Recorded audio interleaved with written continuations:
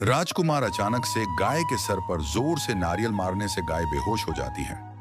इस मौके का फायदा उठाते हुए यह निर्दयी राजकुमार गाय के मासूम बछड़े को उठाकर उबलते हुए लावा के गहरे कुंड के ऊपर उल्टा लटका देता है, जिससे धीरे धीरे लावा उफलने लगता है और उबलती गर्मी से मासूम बछड़ा तड़पने लगता है।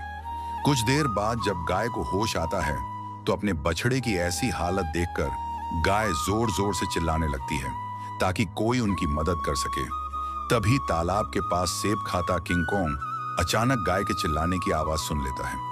किंग कॉन्ग वह घबराहट में दौड़ता हुआ तालाब के पास पहुंचता है और देखता है कि उबलते लावे की ज्वालाओं के बीच गाय का मासूम बछड़ा तड़प रहा है। तभी किंग कॉन्ग समझ जाता है कि इस संकट से उबारने के लिए किसी दिव्य शक्ति की आवश्यकता है और फिर किंग कॉन्ग बिना एक पल गंवाए वह सुनसान रेगिस्तान में उस दिव्य शक्ति की खोज में निकल पड़ता है।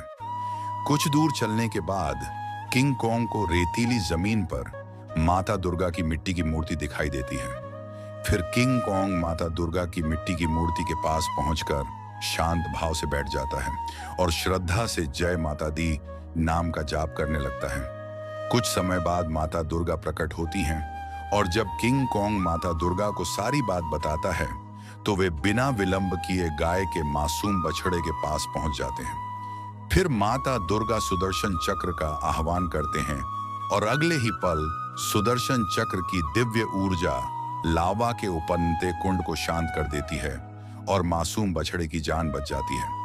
फिर गाय और उसका बछड़ा खुशी से नाचने लगते हैं। लेकिन फिर भी किसी ने माता दुर्गा की इस महान लीला को लाइक सब्सक्राइब नहीं किया।